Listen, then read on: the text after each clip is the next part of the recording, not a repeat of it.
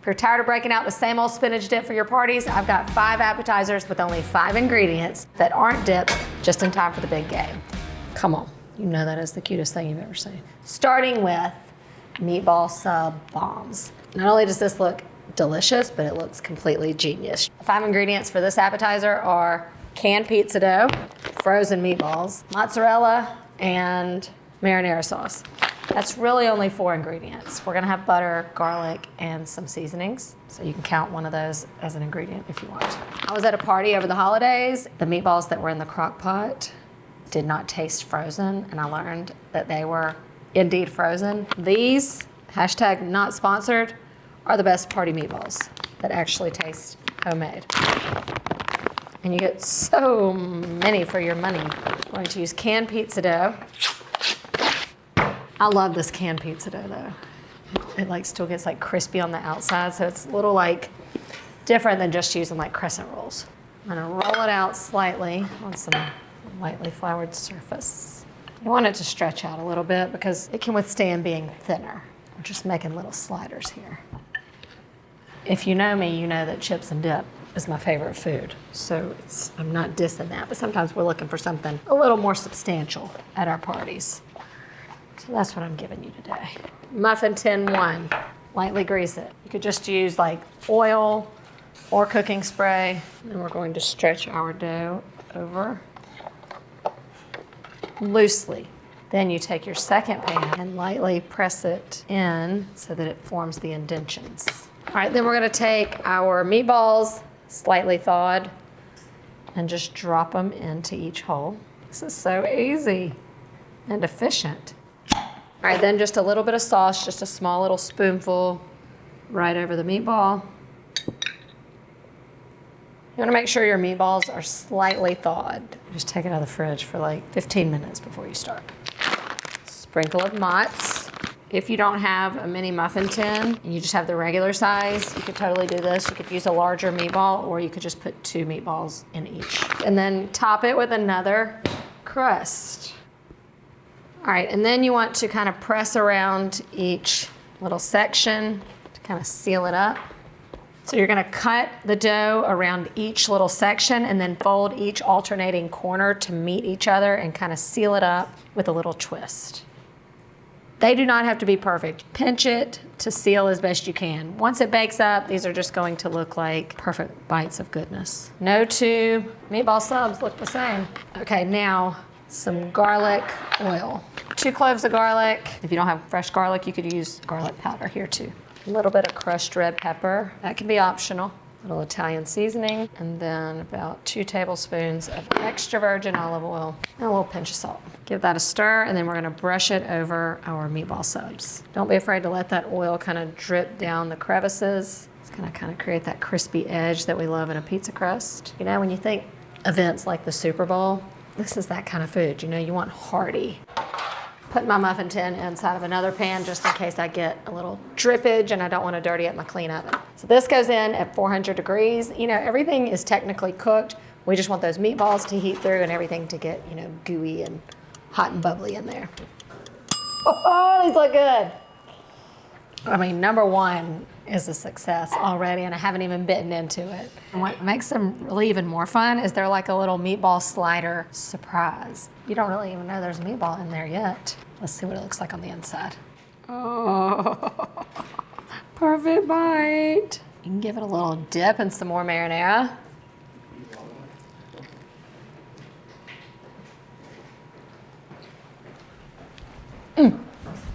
I know you're gonna make fun of me when I say this, but it's a touchdown. My kids would devour these for dinner, so of course this is a great party snack. Heck, add this to your dinner rotation too.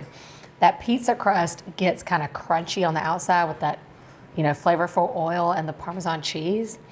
The meatball is, I'm telling you, it's the best meatball. It's cooked through, like it's hot, but still like moist and tender in there. Yeah, A++, make this.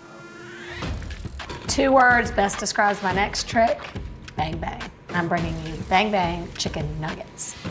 The 5 ingredients here are frozen chicken nuggets, some green onions, sweet chili sauce, sriracha, and mayo. P.S. This is super duper easy. I like to find the ones that are gonna be like super crispy because you are gonna coat them in the sauce and you don't want them to get like soggy later. So find ones that are like labeled crispy or extra crispy. You just pop these in the air fryer for about 12 to 14 minutes on 390. While those are air frying, you just mix together your bang bang sauce, half a cup of mayonnaise, a few tablespoons of sweet chili sauce. And then you can tweak this to your taste if you want it sweeter or spicier, but this is just a good starting place. And then about a tablespoon of sriracha, and then you can go from there if you want to add more. And it doesn't get any easier than that. Yum, yum, bang, bang. You'll air fry these for about 15 minutes or until they're good and crispy. That's the sound of a crispy nugget. All right, and then just toss them right in. It's like boneless wings meets stir fry, you know? These are gonna fly off the table, so you might wanna make double. Then I'm just gonna cut up some green onions. It's gonna give it a little fresh crunch. Delicious. Grab you a platter, put down the chicken. This is not just a garnish, this is an ingredient, you know. Optional, does not count as an ingredient, but just a little thing to pretty them up. Some sesame seeds. Each single one is the perfect bite, look at that. You've got hot and cold, crunchy, creamy, sweet and spicy, everything right here.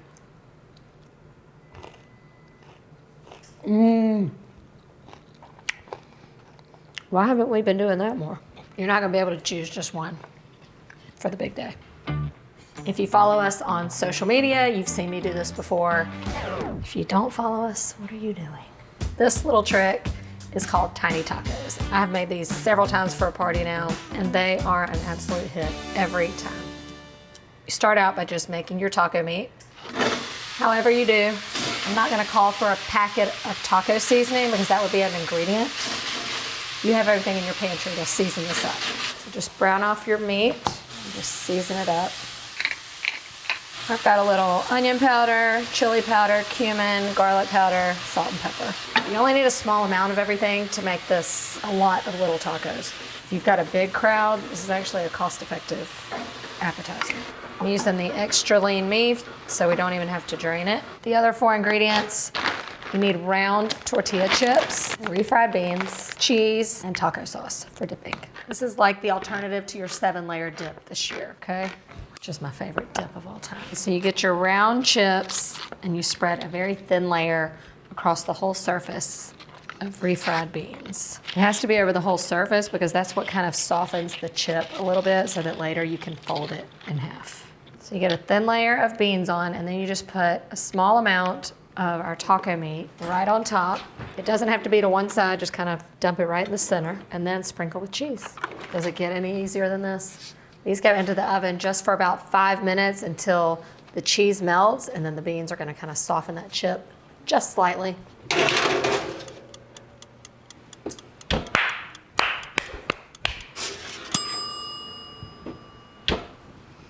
Okay, now this is where the magic happens. Just until everything's melty. Then you take the chip and you just kind of fold it in half. And now it's a tiny taco. Come on, you know that is the cutest thing you've ever seen. It's okay if they break a little on the edges, they still hold together. I mean, little bits of crusty cheese on there. The good thing about these also is that they're still delicious at room temperature an hour later, I promise you. Optional garnish. But if you're willing to go for a 6th ingredient, I highly recommend the cilantro. It's kind of like the lettuce in your taco, you know? Taco sauce for dipping. You could also do sour cream or guacamole. It's like a 1-bite taco. You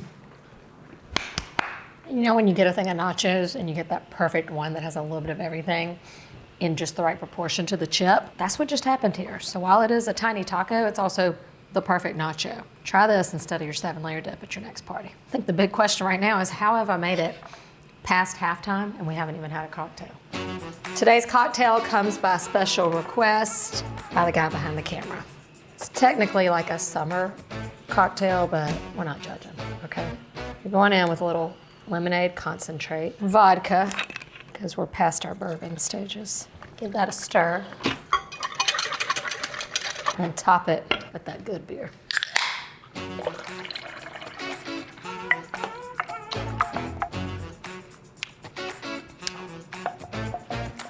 idea. This is just what we needed. Little vodka shandy. It's quite delightful. Cheers. And this one only had 3 ingredients. Since that one was so easy, let's recreate another past success based on our social videos. And don't blink because it is so easy. Garlic butter pizza rolls. Yes, please. Nothing screams Super Bowl louder than a pizza roll. It's kind of a rhyme too. You're gonna pop your pizza rolls in the air fryer preferred, but you can also do them in the oven. And while those cook, we'll make our garlic butter. The sad thing is, like, even if you put, effort into your homemade appetizers, this is the one that's gonna go the fastest. Okay, just melt some butter. I like to do it in the skillet because then you can toss the pizza rolls in the butter in the skillet. Saves you from having to dirty an extra bowl or something. The ingredients here are just pizza rolls, butter, we can count even as an ingredient, and grated Parmesan cheese. Season it up with a little crushed red pepper and salt. Oh, and garlic. Go ahead and add your garlic in so that it will infuse that butter as it melts. When your butter starts sizzling, we're gonna finish it off with a little crushed red pepper. Pizza rolls are done. Just when they start to do that little bursty thing, you know they're ready. And then toss in the pizza rolls. Turn off the heat and add in some Parmesan cheese. Yum! Y'all, seriously. And then my brother doesn't eat pizza rolls without ranch. I give to you the easiest appetizer of the day.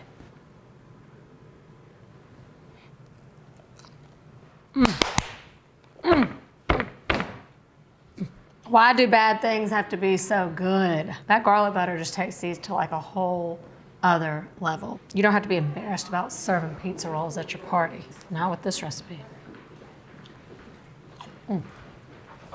For my final trick, every party needs a buffalo chicken. I'm doing buffalo chicken meatballs. Here are the 5 ingredients we need. Ground chicken, some green onion, little blue cheese crumble, some wing sauce, and celery. A couple pantry staples, some eggs and breadcrumbs. Now you could use those freezer meatballs again if you want to have both of these things at the same party. But it just won't have that whole like fully encompassing buffalo chicken flavor, You can't just put them with buffalo sauce. It's not quite the same thing. But this is gonna be so easy. So I'm just going to chop up some green onion and celery really finely because we always have some celery with our buffalo wings, right?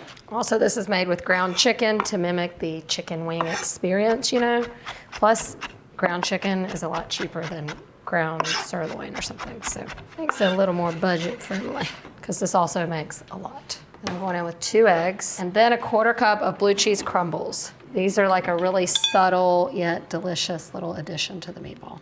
I'll give that a mix, and then I'm also adding in a little bit of the buffalo sauce into the meatball mixture. And goes the breadcrumbs. I like to get all my mixing done when I make my meatballs, as you know, to keep them nice and tender. And I go in with the chicken. Even though we already have a lot of flavor in there, I'm adding just a little bit of salt to season the meat. And then we mix. Have your oven preheated to about 425 or 450, because the idea here is that you want them to kind of like cook and get a little toasty a little bit on the outside, and then you simmer them or, keep them served hot in the rest of your buffalo sauce. I gotta get my other little meatball essential, which is a bowl of water. That keeps your hands moist and it keeps the meat from really sticking to your hands during the whole process. So you want to do these cocktail size, 1 to 2 bites worth,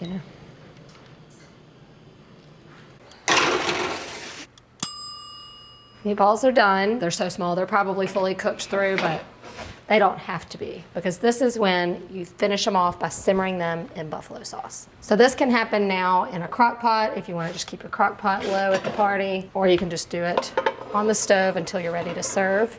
Look at the way that little blue cheese is oozing out.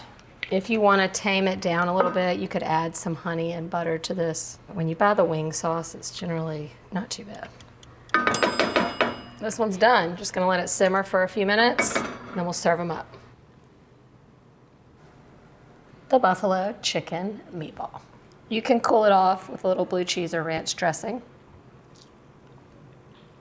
Sometimes I surprise myself. Definitely, it just gives you like, oh, did I just eat a buffalo chicken wing? But without all the effort? Sure did. Oh my God, a little bit of blue cheese in there. I'm just surprised this meatball is so juicy. You know, it's not dried out, moist, so tender. You don't need to be making buffalo chicken dip this year. Just do this. We did it. 5 appetizers with only 5 ingredients. Perfect for not only the big game, but also for any occasion. Let's be real. Let your friends bring the dips this year and you be the star of the show.